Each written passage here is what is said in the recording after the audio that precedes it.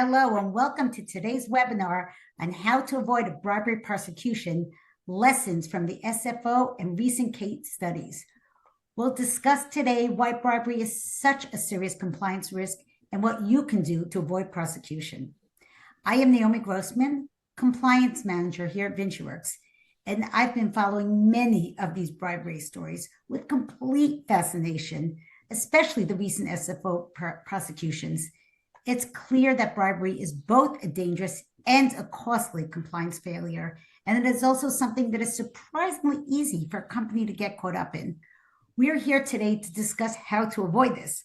We'll look at some key takeaways from these recent cases and explore where firms go wrong in their risk assessments and, importantly, the very practical steps you can take to strengthen your anti-bribery program. Now, we'll also get into the key legal concerns, such as what counts as adequate procedures under the Bribery Act, what doesn't, and we'll dive into the recently much maligned Foreign Corrupt Practice Act, or CPA, with Andrew McBride, Chief Risk and Compliance Officer of Albemarle Corp., who will discuss how his company dealt with charges from the DOJ. We'll discuss how you can strengthen your gifts and hospitality procedure and tracking, how to implement an anti-bribery culture, and how to demonstrate a culture of compliance if enforcement does strike. Okay, so we really do want to hear from you during today's webinar. If you have any questions, any comments, or an experience of some of these issues, please do let us know in the chat or in the Q&A, and we'll try to respond to some of these as we go through. If we don't get to your questions over the next hour, we will get back to you by email.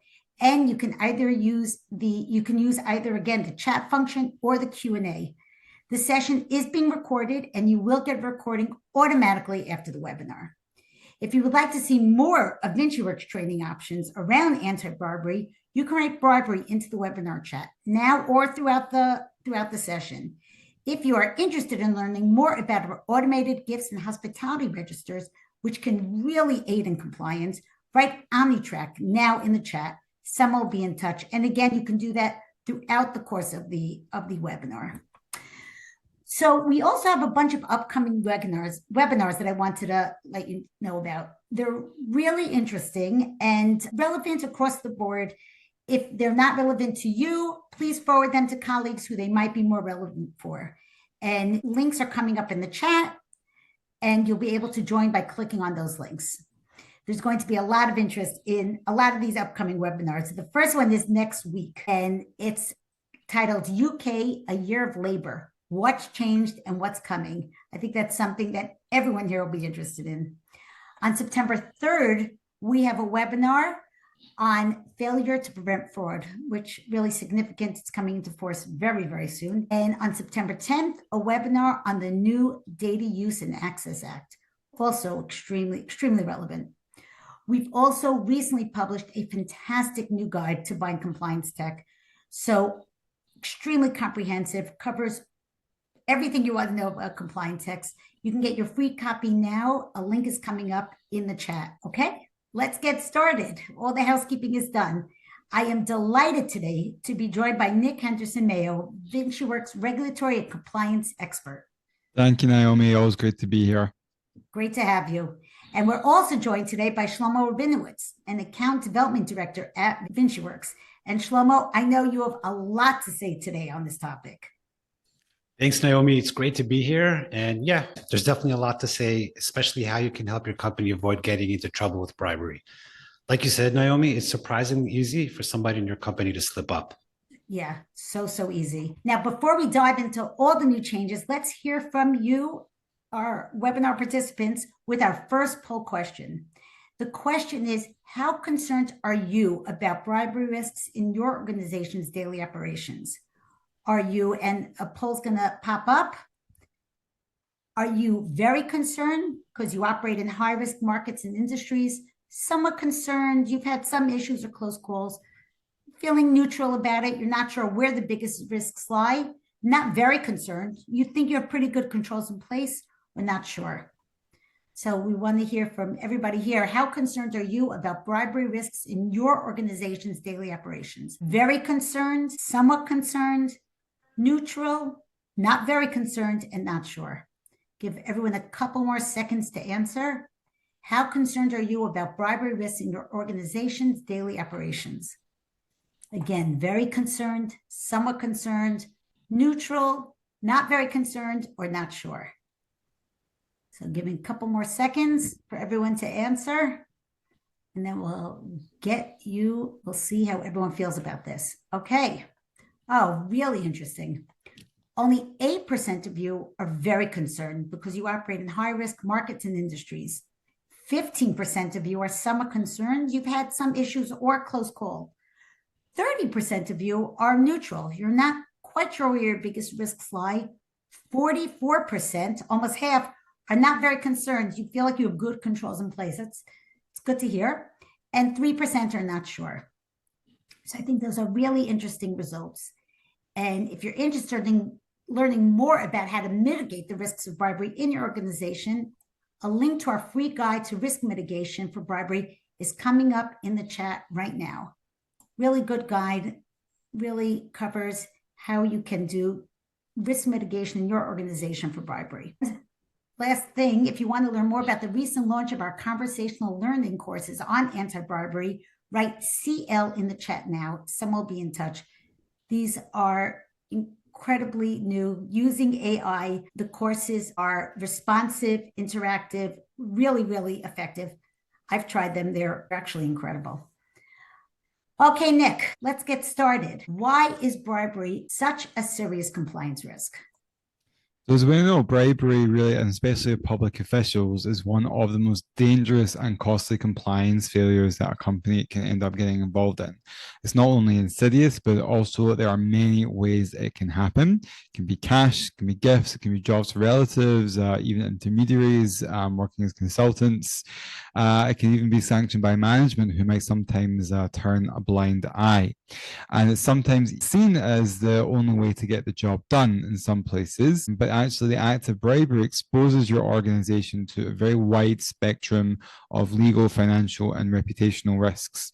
And the risks are particularly severe due to that extraterritorial reach of anti-bribery laws like the US's FCPA and the UK's anti-bribery, or the UK's. There's also a number of the national enforcement regimes that are increasingly cooperating across borders in some of these very, very big cases. Wow. So I know we'll discuss the laws a little bit more later, but just tell me a little bit more about the fines. So the penalties for engaging in bribery are high and getting higher. Multinational corporations have faced fines in the hundreds of millions, some cases billions of dollars. Executives can face criminal prosecution, imprisonment, entire business units can be dismantled, and public contracts can also be revoked. And we've seen civil suits, we've seen shareholder actions, we've seen loss of market value. These are quite common secondary consequences, even for a limited bribery investigation. Perhaps the most damaging, though, is the lasting reputational harm, as customers, regulators, and investors might lose trust in some firms that are flouting those basic standards of ethical conduct. And we're going to hear about that in a little more detail from our special guest, Andrew McBride, who dealt with a major FCPA case at his company, and we'll hear from him later on in the webinar. Well, I'm really looking forward to hearing. It's a really, really fascinating story. And it's all just pretty sobering, especially when in some areas it feels so widespread. Shlomo, tell us about some of the cases we're going to look at today. Sure, absolutely. So when you look at these cases, you start to see a pattern of failed compliance, right? These could be things like red flags ignored, due diligence that was bypassed, or high-risk third parties left unsupervised. In many of these cases, like you pointed out, Naomi, senior management either willfully overlooked misconduct or they even directly authorized it. Also, there's often a culture of lavish gifts, hospitality, or gifts and hospitality, which creates an open door to bribery.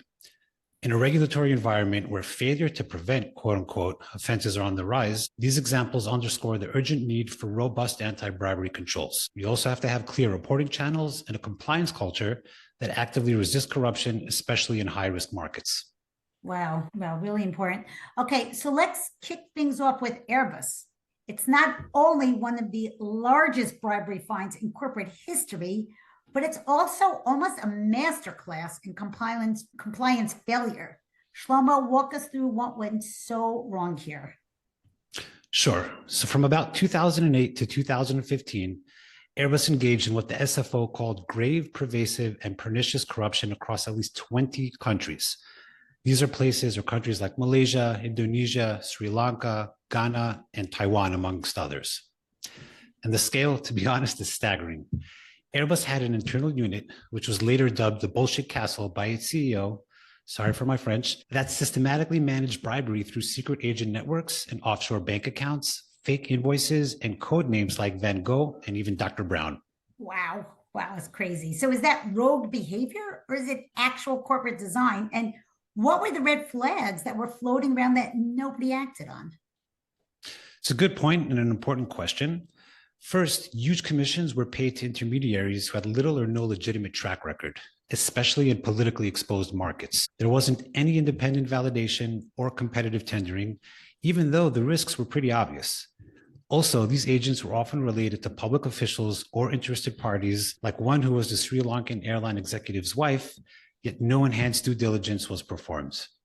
Also, senior leadership routinely bypassed compliance controls.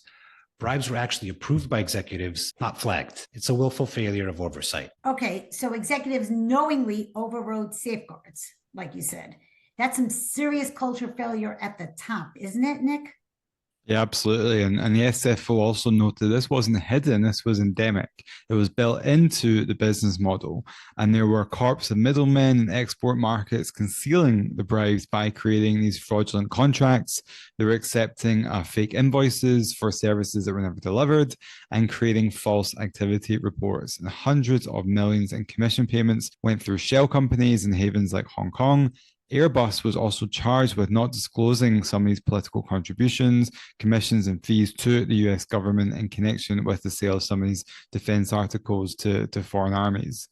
And the company ultimately faced enforcement in the UK, France, and the US, with fines reaching a total of 3.6 billion euros, which was the biggest ever FCPA and Bribery Act settlement. They entered a DPA, a deferred prosecution agreement, in each of these jurisdictions, but the individuals themselves remain liable, and we might still see some prosecutions follow.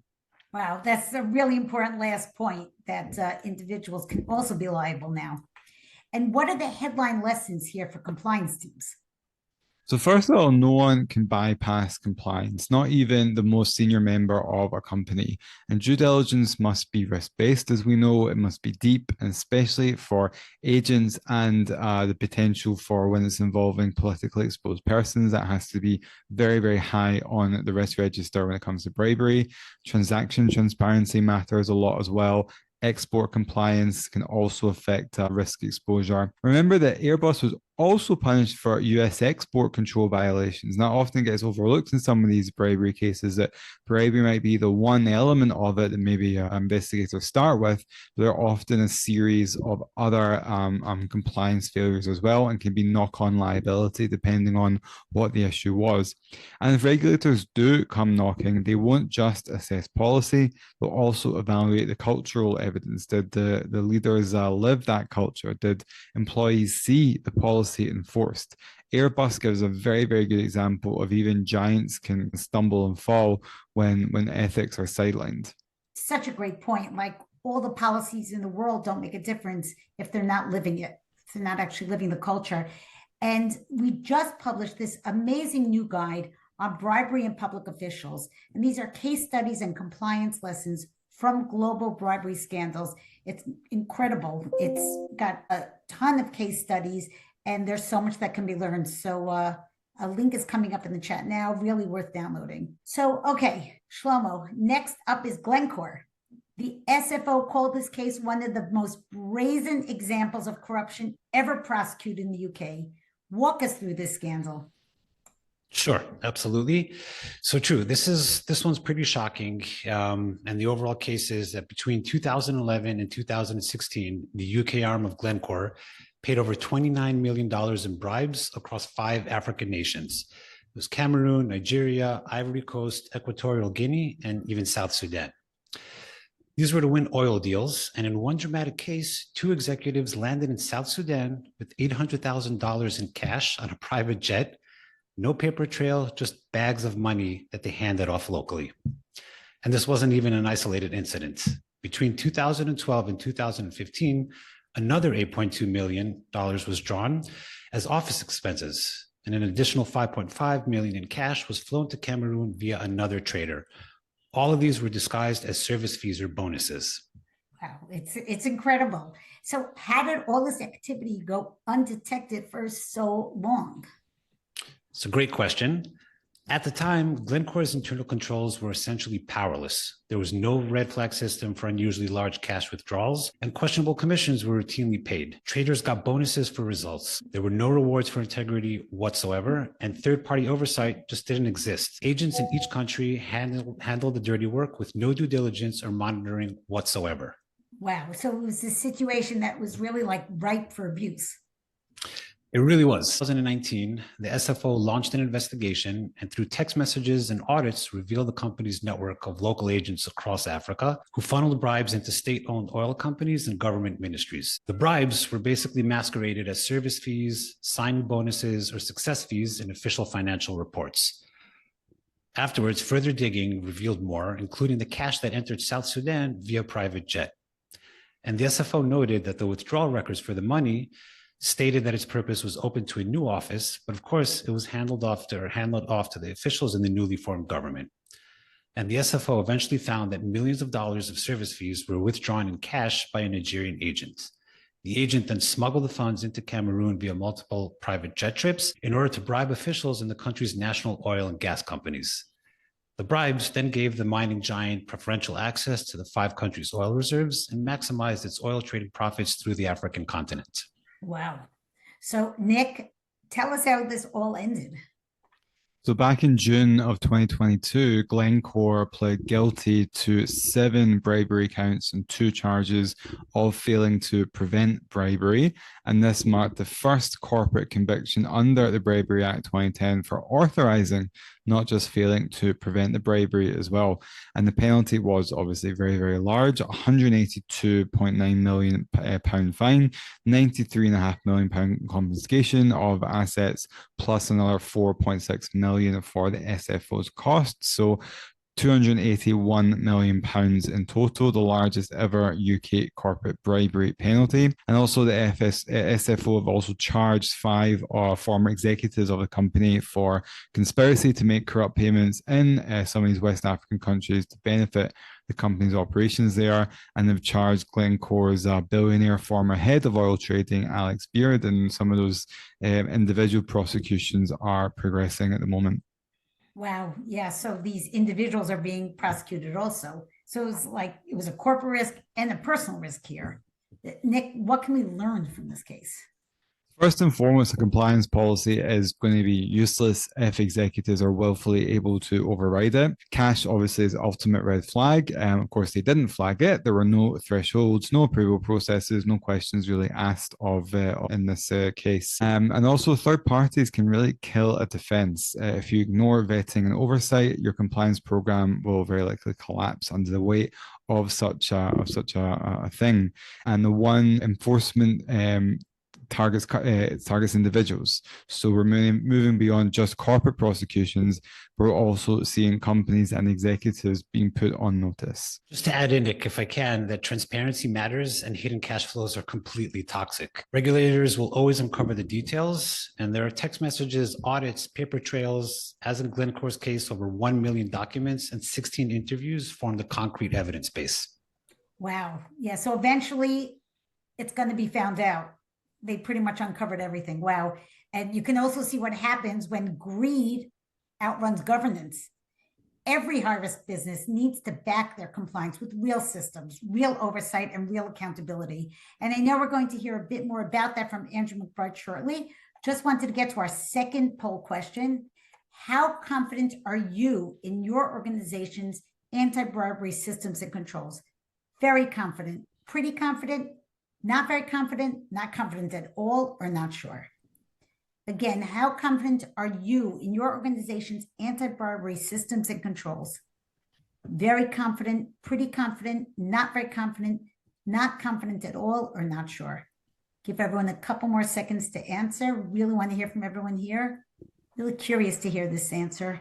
How confident are you in your organization's anti-bribery systems and controls. Very confident, pretty confident, not very confident, not confident at all, or not sure. A couple more seconds. Let everybody answer, and then we'll see how confident you are in your organization's anti-bribery systems and controls. So only 13% of you are very confident in your anti-bribery systems and controls. 53%, over half, are pretty confident. 16% are not very confident. 5% are not confident at all, and 13% of you are just not sure. So interesting mix there. If you can, tell us in the chat why you aren't confident. We really want to hear from you. And before we get to the interview, just wanted to point out that getting the right anti-bribery policy out to your organization is a real challenge. And we have templates for anti-bribery and anti-corruption policy for global companies and for UK companies. Now, links to both these templates are coming up in the chat now. These are really customizable templates. You take them, you can add in more or less, you can take out, put in your company name, but it's a really effective way to get your compliance policy out to your staff. These links are coming up, worth downloading. Okay, so far we've talked about corporate corruption in multinationals. Now let's look at a case that gets even closer to the public trust. Decade-long bribery scheme inside USAID, the U.S. Agency for International Development. Shlomo, can you tell us about this? Yeah, this one's pretty astonishing. So the story is that from 2013 until 2022, a USAID contracting officer named Roderick Watson worked hand in hand with executives from other companies to steer over $550 million in federal contracts their way in exchange for a long menu of bribes. This was a classic deep-rooted procurement corruption. Watson abused his position to leak bid information, push non-competitive awards, and inflate contract amendments like security clearances and budget increases, all while accepting personal benefits at over $1 million. Wow. So what kind of bribes are we talking about here? So this was everything from cash and NBA luxury suite tickets, who doesn't want that, to mortgage payments, a country club wedding, laptops, and even jobs for Watson's relatives. Some payments were disguised as false payroll, and others routed through shell companies and fake invoices. At one point, after one of the companies aged out of their eligibility for small businesses set-asides, they just pivoted, and PM Consulting became the prime contractor, and the company slotted in as the sub. Watson, though, he stayed in the game, and the bribes just kept on flowing. Wow. So it's almost like a perfect storm of red flags. Nick, what's your compliance team's take from this? I think the first big one to take away is the unusual access to procurement officials. If you've got things like private dinners, closed door meetings, friendly off the record type chats happening between different teams and contracting officers, it's maybe time to ask some more serious questions of that. And if also you're seeing the same vendor repeatedly winning sole source contracts or set aside awards without any clear competition or explanation, that is another huge warning sign, because transparency obviously should be the norm in procurement. Yeah, I guess that's just good sense. Yeah, definitely. And also there's the issues of third parties, consultants and project coordinators, mysterious intermediaries who seem to have vague titles and no real function. Often these are the middlemen for the money. If the value isn't clear, then that is a risk that you should be looking out for. And then there are the more traditional red flags, like the lavish gifts or personal favors. And we're talking here obviously about game tickets, perks, help with weddings. Like if these generous or unreported or out of place gifts are showing up in your gift register, that is very likely a problem. Also look at the paper trail. If you see payments going through under generic labels like admin support, consulting fees, but there's no real work being done, that is how bribes often will be disguised. It's really fake invoicing 101. Yeah, it sounds like it. And what about this one that keeps popping up in these cases, the job offers for relatives of public officials? Absolutely. And if someone's getting hired through a back channel like that, especially for a role that was never posted or advertised, don't look the other way if you are overseeing that. That is influence. It's not recruitment. And what makes these red flags really dangerous is that they often kind of just look normal or don't really look suspicious until you start connecting the dots up. It's so true. It's like one gift, one meeting, one contract doesn't look so suspicious, right, Shlomo? 100%, Naomi. But the patterns should tell the story. And if you're not tracking them, then you're behind. That's why it's vital to have a way to work and track things like gifts and hospitality, because it's very often the backdoor to bribery. And by the way, if I could just add in, this USAID case wasn't just bribery. It also involved securities fraud. In 2022, Barnes used false representations to get a $14 million loan from a federal-backed investor, and he pocketed $10 million. Wow. In 2023, Britt did the same, $8 million secured while hiding the bribery scheme. Wow. So both companies were really in this deep. Absolutely. And both admitted criminal liability. They entered into deferred prosecution agreements, or what we refer to as DPAs, and accepted settlements under the False Claims Act. The problem is that they're now subject to monitored compliance improvements, including new ethics programs. And I just want to point out that these weren't defense contractors or billion-dollar conglomerates. These were mid-sized businesses playing in a federal procurement and using corrupt shortcuts. And if you work with government clients or have set-aside eligibility, you're absolutely in the risk zone.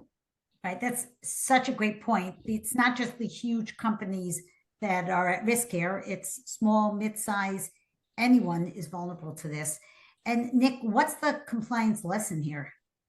I mean, very simple. Don't wait for the FBI or the authorities to come knocking before you act. Your anti-bribery program needs to cover procurement risk, third-party due diligence, hiring controls, especially when dealing with politically connected individuals, and real-time financial monitoring to catch some of these unusual payments. And Shlomo there mentioned about the False Claims Act. That is being turbocharged by the current administration and the DOJ. So they are really going after lots of different types of fraud and false representation and corruption using the False Claims Act. And also, just as importantly for your organization, create a speak up culture. Someone will always see something somewhere, and the question will be, can they raise this safely in the organization? Great point. Really important point. And Shlomo, what are the top takeaways from this case? It's a good question. I think that it's, the key highlight is that no system is safe from corruption, and you can't let relationships override the rules. Even federal contracting officers can be corrupted if no one's watching. Oversight, it's not just compliance team's job, it's everyone's job, especially when there's third parties involved. If you don't know what your subcontractor is doing, then that's a compliance gap. Yeah, no, it's a great point. And this case really hits hard because it shows how corruption can erode not just the procurement, but also trust and fairness and public value. Like bribery is not just about breaking the law, it's breaking the system. And we're going to hear now from Andrew McBride, the former Chief Risk and Compliance Officer of Albemarle Corporation. He's going to walk us through his experience if his company faced a compliance charge under the FCPA. But before we hear from him, one more quick poll question. The question is, which area do you feel is most vulnerable to bribery in your organization?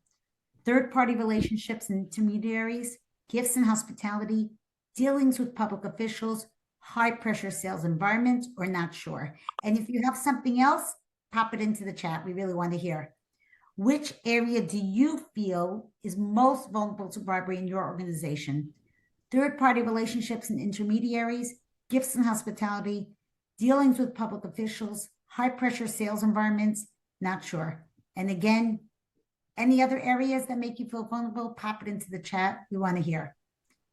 Which area do you feel is most vulnerable to bribery in your organization? Give everyone a couple more seconds. We want to hear from you. Third-party relationships and intermediaries, gifts and hospitality, dealings with public officials, high-pressure sales environments, not sure. Really, really interesting. So 38% of you say third-party relationships and intermediaries, which makes sense. It's a big one. 45%, nearly half, say gifts and hospitality, which, of course, is one of the biggest issues. 2% say dealings with public officials, surprising it's so small. 9% say high-pressure sales environment, and 6% of you are not sure. Thank you for that. Very interesting. And again, let us know if there are other areas that make you feel vulnerable. Okay, Nick, you chatted with Andrew recently. Can you tell us what that was like? Yeah, we had a really fascinating conversation, really an inside look at what happens when there is a bribery case in a company and what actually happens. So Andrew is now the CEO of a consultancy called Integrity Bridge, and they offer strategic and operational compliance support for companies. And if you want to Andrew to get in touch with you directly, you can pop Andrew into the chat, and we'll pass that on to him. He has over 25 years experience in international law firms and multinational corporations, but his most recent role was as Chief Risk and Compliance Officer at Albemarle Corporation, and he led the development of an entirely new ethics and compliance program during a very high stakes FCPA investigation. And that effort of doing that resulted in a landmark 45% penalty reduction from the DOJ. And it also earned the company Compliance Program of the Year in 2024. So it's a really fascinating dive into his journey and his perspective on how to deal with a charge under the FCPA, and especially how the case really transformed the company into one that's leaner, fitter, and better able to handle some of these compliance issues. So Andrew, great to have you with us. Thanks so much for joining us on this VinciWorks webinar. So to begin with, could you walk us briefly then through the background of the FCPA charges against Albemarle? Yeah, sure. And thank you very much. Pleasure to be on this webinar today. So maybe just to answer that question, I need to kind of explain who Albemarle is. Albemarle is a global specialty chemicals producer. It is, amongst other things, the world's largest lithium producer. It produces bromine, and more particularly for the FCPA investigation, it also manufactures refining catalysts. Catalysts are these special chemical products that are being put into oil refineries to help them run more efficiently, and also to take bad stuff out of the emissions before it gets released into the atmosphere. And the FCPA investigation related to the conduct of Albemarle employees and third-party sales representatives, specifically agents, in Albemarle's refining catalyst business. The conduct in question was investigated by the US Department of Justice and the SEC. The DOJ focused on Vietnam, Indonesia, and India. And then in addition, the SEC focused on some control issues in China and the UAE. Essentially, the scheme involved agents working with oil refining customers, and then perhaps after a period of time, coming back to Albemarle employees and saying, we've got a problem. The customer is threatening to terminate Albemarle, switch business away from Albemarle. I need an increase in my commission to fix things. I'm paraphrasing. There's a lot of detail in the DOJ and the SEC settlements, but effectively that was the common kind of scheme that was put in place, surprisingly across, very common scheme across each of these. And you actually joined the company during the investigation, which I'm sure couldn't have been easy. What was then your initial mandate when you stepped into this new role? Yeah, well, to really bring it into relief, I mean, I joined on the Monday, and the very first meeting with the DOJ and the SEC as part of our self-report was on the Friday. I had my first board meeting the following week, so it was quite the baptism of fire. But to answer your question, what was my initial mandate? There were three. Firstly, to address the root cause of the investigation at hand. Secondly, to enhance the rest of the ethics and compliance program. And third, to build a brand new ethics and compliance function.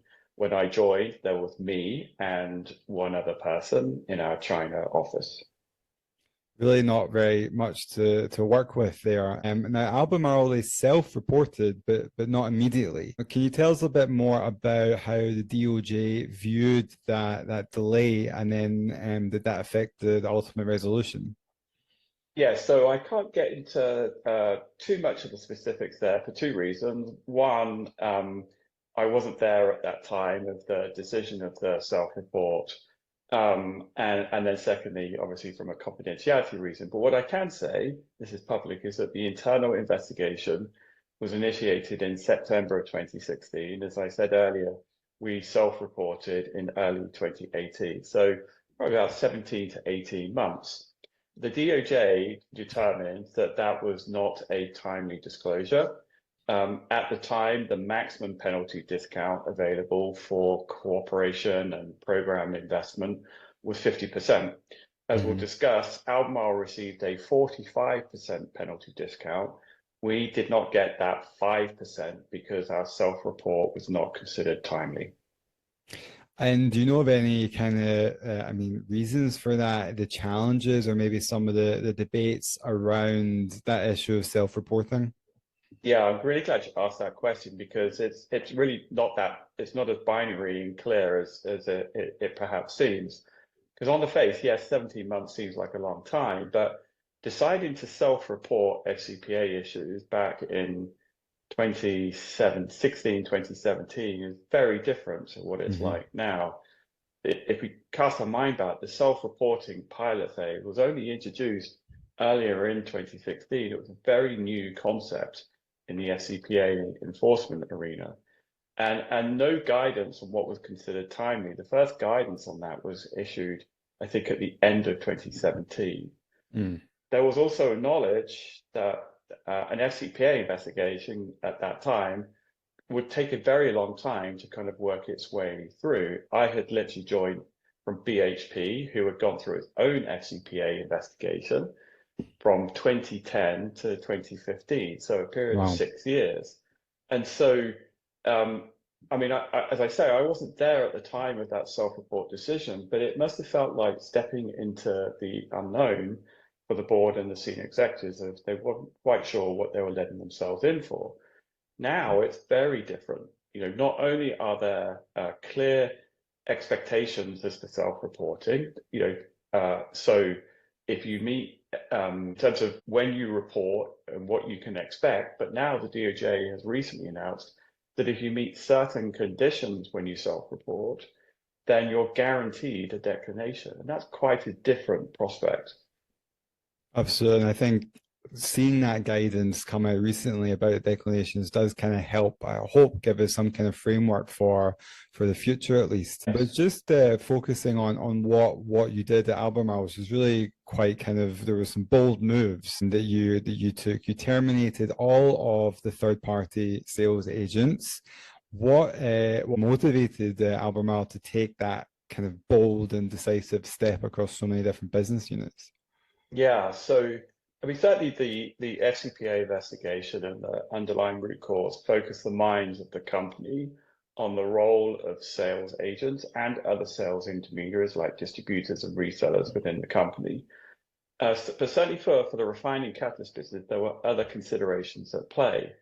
So the actual act of loading those special chemical products into the oil refineries is a very complex and technical exercise. And so we had experts at Albemarle who knew how to do that. And they, irrespective of what the sales agent was doing, those technical experts still needed to have that direct contact with the customers to actually help them with the technical aspects of loading these catalysts into the refinery. And so it got the company thinking, well, if we already still have to have that contact, if we could train our technical team up to become marketers, then why would we need the sales agents? They give us obviously a lot of risk. And if we do it in the right way, then those technical team could be having that direct face to the customer that would actually enhance our relationship with these companies, particularly in growth markets in the southeast of Asia. And so that was ultimately what happened. We decided to terminate all of our agents, and as I think we'll get onto a little bit later, that wasn't just for our refining catalyst business, that was for our bromine and our lithium business. And we also significantly reduced the number of distributors and resellers that we had acting on our behalf. So really some bold steps there that were taken. And also you're working in high risk jurisdictions anyway. Obviously the nature of the company kind of forces that to happen. What were some of the challenges then, or some of the difficult issues around transitioning to that kind of internal sales structure, particularly when you're working in high-risk jurisdictions? Yeah, so firstly, the act of terminating agents in some countries is really difficult legally. You actually have to go to court. We had to demonstrate the efforts to the DOJ and the SEC that we went through in terminating those relationships. And then if you're terminating though, what's your go-to-market strategy? That required, as I say, converting our technical team into technical marketers, hiring new technical marketing employees in these new higher risk locations. Compliance was involved in the vetting of those employees being hired, and obviously we trained them within an inch of their life when they were onboarded. And then just the actual act of getting those products into country. So one of the things that the agents used to help out with was all of the supply chain aspects of logistics and customs. Yeah. And so we had to figure that out ourselves in conjunction with our freight forwarders and custom brokers. And this was all happening at the time of COVID. So huge disruption in the supply chain. So, I mean, it was to deal with. Huge transformation of our go-to-market strategy across each of the 3 business units at the same time during COVID. That certainly is an awful lot to be dealing with all at once. And then, on the next stage then, so embedding the compliance into that new internal sales process, how did that go, and what kind of lessons then would you give to other CCOs who may be dealing with something similar? This is a super important passion topic of mine, which is now kind of carried on into my consulting practice. Albemarle, I spent as much time working with other functions enhancing their governance as I did on our code of conduct and our compliance policies. So embedding ethics and compliance requirements into business and functional processes and then tying them to the company values, in my mind, is so much more effective than just placing all your eggs in a code of conduct or an anti-corruption policy. And no more important was that than our sales policy. So I partnered with our Global Sales Council to write the company's very first global sales policy. And we also worked with the sales operations team to enhance their processes, embed more controls, both in their processes and in their CRM platform. So really kind of working across teams, working across platforms to make sure that was all kind of embedded and understood. I think that is one aspect of program improvement, particularly if you're going through a DOJ, SEC, FCPA investigation, is that it's not just about your ethics and compliance program. It is about your ethics and compliance program controls writ large across the entire company, including in all of the other business processes. It's a really, really great point for us to remember. And I mean, it seems like it went, relatively well for yourselves. You're able to secure 45% penalty discount, which I think was the largest under the FCPA at the time, at least. And what elements then of the efforts and work that you carried out do you think made, I don't know if it's possible to say, but made the biggest impact on the DOJ's decision making? Yeah, so that I still think that Albemarle's 45% is the biggest to date in terms of the penalty percent reduction. So still holding on to that. In terms of for the listeners out there, in terms of what that meant in dollar value, the fine that Albemarle paid was the penalty was $220 million after that discount was applied. And the back of the envelope kind of calculation is that penalty discount reflected approximately $70 to $80 million of a saving, courtesy of the cooperation with the prosecutors and the program that we built at Albemarle. In terms of what made the biggest impression on both the DOJ and the SEC, for sure, the act of terminating agents was very significant. Not least in terms of reducing risk, but also just as evidence of management's commitment to address the underlying root cause of the issue. Mm-hmm. It completely managed out the risk of using third-party sales intermediaries because we had no sales intermediaries in our refining catalyst business. It didn't eliminate the risk because that risk then moved to our new technical marketing employees, but it certainly helped on the third party risk. So Andrew, that was just the end of our chat there with Andrew. We actually have a longer interview with him that we'll be putting up later on our website and on LinkedIn. There's a lot more detail that we can go into with Andrew, but I wanted to stop there, Jake, because there's more for us to get to in this webinar as well. And if you do want to hear more from Andrew or get in touch with him, you can write Andrew into the chat, and we will make that connection with yourselves and Andrew.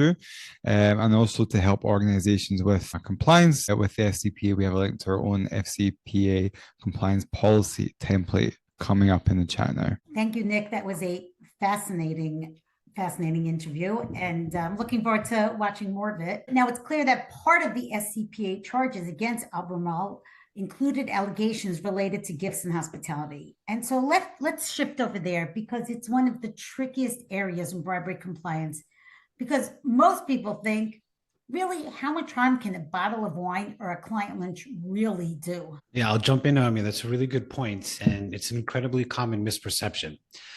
The thing is that it's not really about the size of the gift, but it's more about the intent, the timing, and of course, the perception. And even modest gifts can become serious compliance issues if they're given at the wrong moment or to the wrong person. If you think about it, a well-timed dinner with a public official right before a licensing decision, or that 80-pound steak dinner, suddenly looks a lot more like a bribe. A working lunch is totally normal in one context and will be a criminal liability in another. It's a really good point, Shlomo. But Nick, what could businesses do? We can't ban every coffee meeting, every client lunch, or can we? No, I mean, definitely it's not about banning those sorts of things, but it's about having smart and defensible controls. So you do want to have a very clear policy with limits and approval thresholds, training, of course, on examples of what is acceptable, what is not, tracking these things digitally, not using spreadsheets, and making sure you do have special and additional rules and oversight of any gifts related to public officials. So any entertainment for public officials really needs to come with a different angle and different view. And we recommend the companies use what we call the tap out test. So T for timing, is this gift being given at the right time before tender, decision, or contract renewal? A for appearance, so it looks suspicious if it showed up in the media. And P for price, is the value excessive or out of sync with your policy? If any of those are a problem, do yourself a favor, walk away, tap out. There was also a question in the chat earlier on about does this also cover bribery or potential bribery of existing clients? And at least under the UK's Bribery Act, bribe is anything really, and it can also include people who are existing clients. If you keep taking them out to keep their business and do things that are not allowed to keep their business, it can also be a compliance risk as well. So we're looking at all kinds of relationships here. Thank you. And that's a really good question. And that's really good advice also. And Shlomo, Nick mentioned having like a clear policy. What does that mean? What makes an effective gifts and hospitality policy? Okay, that's a great question, and it's really important. A good policy should cover employees and third parties, right? Basically, anybody who might give or receive something on your behalf. So that would include consultants, contractors, even agents. The most important thing is that you need to get clear on definitions, right? What counts as a gift? What is hospitality? What are other benefits, quote unquote? You need to make sure to spell it out and give examples if you can that help people understand what's reportable. So cash equivalents like gift cards, vouchers, or crypto should outright be bound. And cultural norms, of course, you need to recognize them, but don't let them override your standards. You also need a business justification. Why was the gift given? What was the context? If you can't explain that to a regulator, then it shouldn't happen.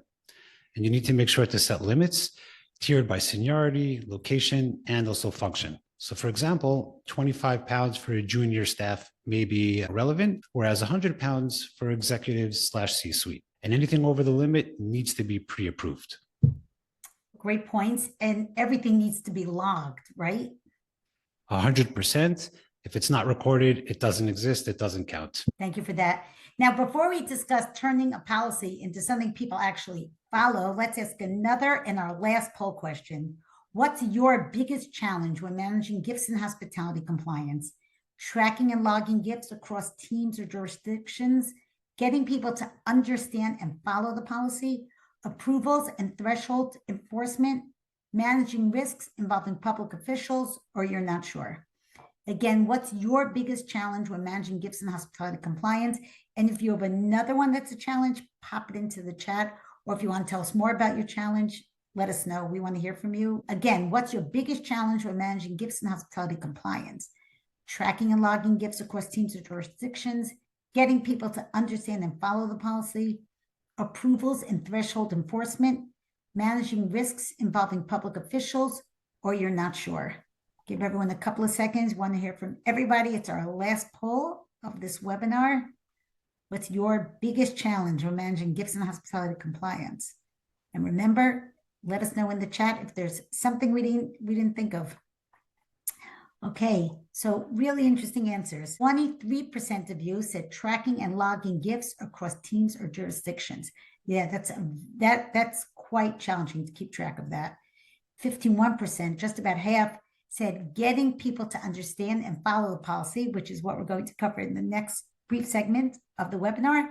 11% said approvals and threshold enforcement. 3% said managing risks involving public officials. Again, very small number. 12% are not sure. So thank you. Really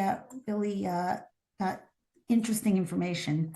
And to help your organization with this gifts and hospitality policy, a link to our gifts and hospitality policy template is coming up in the chat now. Really an effective way to let everybody know your gifts and hospitality policy. And a link to our free guide to managing gifts and hospitality in the workplace is also coming up now. Another really good guide that can be really helpful in helping your company navigate this very complicated part of bribery. And last thing, write CL in the chat now if you want to hear about our conversational learning courses on gifts and hospitality. It's active engagement. You explore risks arrive or explore scenarios where business gestures like lunch invites or corporate gifts can sometimes cross ethical or legal boundaries. I can't emphasize enough how amazing this conversational learning course is. It is intuitive, it's instinctive, it follows exactly what you need to know. Write demo in the chat and someone will be in touch with you, give you a demo. It's a great course. So Nick, how do we turn that nice looking policy into something people in the company will take seriously? So there's a few different approaches that we need to decide internally what the best one is. I think avoiding extremes is probably a good way to start. Some people go for a zero tolerance policy where nothing is allowed, and that can be quite confusing. People can be quite afraid of it, versus a kind of anything goes policy that is more likely to invite abuse. So you want something that is balanced and reflects your own real world business needs. So whatever is acceptable for your own business, your own industry. The other really important point is to use some kind of software. Spreadsheets are not cutting it. Excel is not audit proof. A digital system will give you threshold alerts, pre-approval workflows, real-time monitoring, audit trails. You need these things for any even small to medium-sized business. It really can't get by with just using spreadsheets in Excel anymore. It just doesn't really work. Training really matters, not just for sales teams, but also for anyone in procurement, government relations, people who are facing the most exposure. Make sure to train them well and train them regularly and build that speak up culture. People need to know if something looks dodgy, if it looks suspicious, they can report it safely and leadership will support them. It won't turn against them. It's great points. Just want everyone to know we just have a couple more minutes till the end of the webinar. No, we're getting close to the end of our hour, but just really a couple more minutes. And if you have to drop off, a recording of the webinar will be sent to you. And those are excellent points, Nick. And all the policies, all the procedures, even tech tools won't matter if the company's culture is broken. And I think that leads to a key question, Shlomo. How can you build a culture that actively resists bribery? So, when the SFO or DOJ come calling, they don't just ask, did you have a policy? They ask, did your people live it? And culture is what happens when nobody's watching. And in bribery cases, that's where the damage is usually done. Yeah. So what's the difference between the compliance program and the compliance culture? So I think adding on to what Nick was saying before, that a compliance program is what you can show on paper, right? The policies, the registers, and training modules, which are very important. But a compliance culture is what people actually do when they think leadership, or is what they actually do and what they think leadership expects them to do. Culture is what gets rewarded, right? What gets ignored and who gets protected or promoted. If somebody closes a dodgy deal and gets applauded, that sends a message, no matter what your policy says. Yeah, such an important point. And also, to help you refresh your organization's bribery and corruption risk assessment, a link to a bribery and corruption risk assessment checklist is coming up in the chat now. It's a really, really good checklist that can really, really help you with your anti-bribery program in your company. You can also write in demo to see more of our anti-bribery courses, or OmniTrack to see our gifts and hospitality registers, which are really effective. Like Nick said, spreadsheets do not cut it. You're going to want to just check out these registers. So I think that this is a great, great, great note to end on. I want to thank everybody, Nick and Shlomo and Andrew, for coming today and really giving us extremely valuable advice. Thank you to all of you, the participants, for your valuable questions.